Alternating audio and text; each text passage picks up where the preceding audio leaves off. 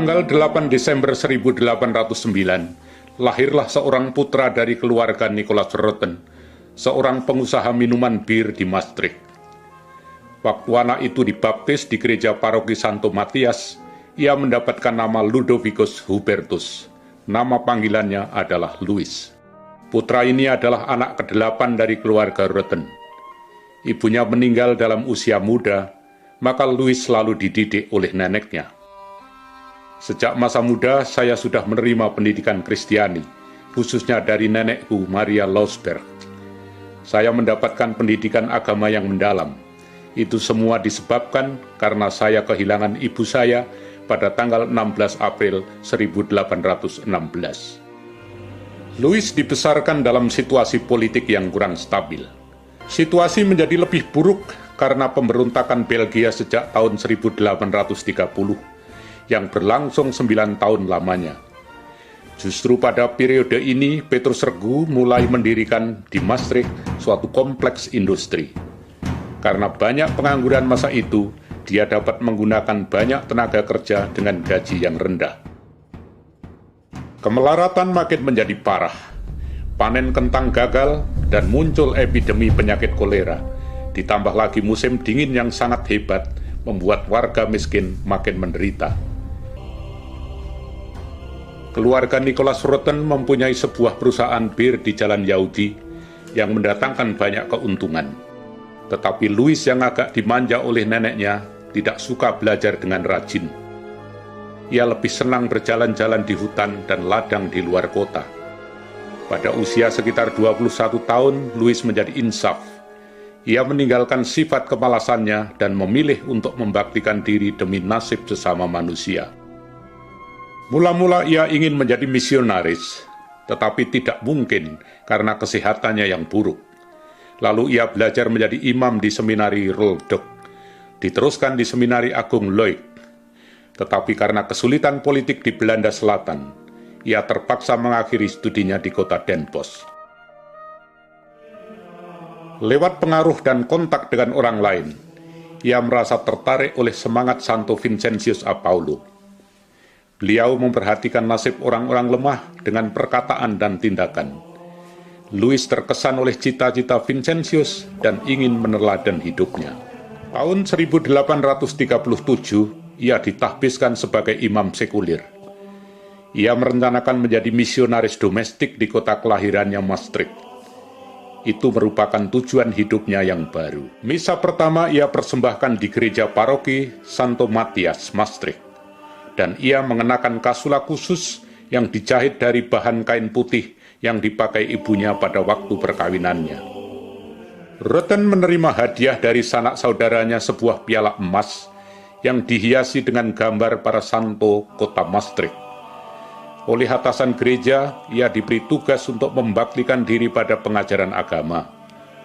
Namun, Louis memperluas tugasnya dalam semangat Vincentius dengan membaktikan diri bagi warga kotanya yang miskin dan papa. Rotten ingin melawan ketidakpedulian terhadap agama. Ia diizinkan mengajar agama di pendopo gereja Santo Servatius. Minat dan jumlah murid sedemikian besar, maka ia perlu dibantu 2 orang lagi. Kemudian diberikan suatu ruangan yang lebih besar dekat gereja, yang dapat menampung 200 anak. Ia juga mengurusi sekolah malam bagi buruh-buruh muda, yang kemudian diserahkannya kepada seorang guru yang berijazah, dan ia membayar gajinya 200 franc setahun. Tetapi selalu dialaminya bahwa ia sendiri tidak mampu mengurus semuanya seorang diri.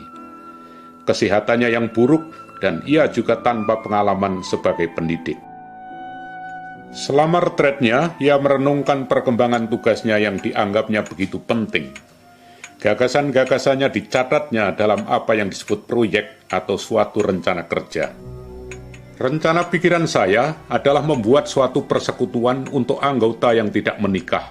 Lewat kontaknya dengan Pastor Schweisen di Tilburg, ia diperkenalkan dengan seorang pemuda bernama Jakobus Huken. Februari 1840, Louis Rotten mengantarkan Huken bersama calon kedua ke kota Sint-Truiden di Belgia untuk dapat mengikuti pendidikan menjadi bruder. Rotten yang lagi bersemangat merasa terdesak untuk dengan segera memulai karya pengajaran dan pendidikan. Sebab itu pada bulan Oktober, ia panggil 2 calon itu kembali ke Maastricht, di mana mereka diperkenalkan dengan beberapa calon lain. Sementara itu, Louis berhasil untuk memperoleh dari ayahnya suatu perumahan bagi para pemuda itu. Itulah rumah di Jalan Bogarden yang diberi nama In the Rode Leeuw, atau Dalam Singa Merah. Para pemuda harus mendiami tingkat bawah rumah itu, dan di loteng mereka pakai untuk tempat tidur. Perlengkapan ini sangat terbatas. Huken sendiri pernah mencatat sebagai berikut. Kita mempergunakan 2 bilik yang kecil, yang bergantian dipakai sebagai dapur, ruang makan, kamar rekreasi, dan kapel. Pada tingkat atas, di bawah atap rendah dan miring, terdapat tempat tidur dengan tirai tua. Sungguh keadaan hina dan miskin, hampir tidak dapat dibayangkan. Kurangnya jumlah selimut tentu menyebabkan malam hari kurang menyenangkan. Di tingkat rumah bawah, kita masak dengan alat perapian yang kadang-kadang mogok kerja. Andai kata kami mengetahui situasi sulit itu sebelumnya, mungkin kami tidak pernah memulai usaha kami ini. Tanpa perlindungan khusus dari Bunda Maria yang tak bernoda, kongregasi pasti sudah mati sejak saat kelahirannya. Para pemuda mengucapkan kaul profesi mereka, dan Jakobus Huken memilih nama Bruder Bernardus. Sementara itu, karya mengalami perkembangan yang pesat. Rumah komunitas pertama di Jalan Bogarden sudah menjadi terlalu sempit untuk para bruder. Dengan bantuan finansial keluarga Rotten, dapat didiami beberapa perumahan di Taman Kapusen. Kemudian dibangun sebuah kapel juga. Di dinding depan kapel dipasang patung Maria dan Vincentius Apaulo. Seperti lazimnya untuk semua biarawan, maka persekutuan bruder yang baru didirikan perlu hidup menurut peraturan biara yang harus berkualitas tinggi. Semula, mereka memakai peraturan sementara yang berasal dari bruder-bruder Caritas di Belgia. Bruder Bernardus menulis buku peraturan baru yang tahun 1848 dikirim ke Roma untuk disetujui. Sejak saat itu, kongregasi Bruder FIC berstatus kongregasi kepausan.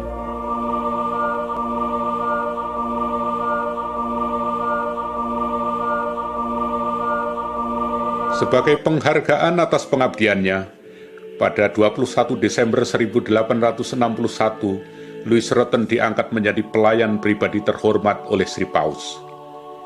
Ia boleh mempergunakan gelar Monsignor. Ia membuat papan lambang dengan judul Dominus Protector, Tuhan adalah pelindung.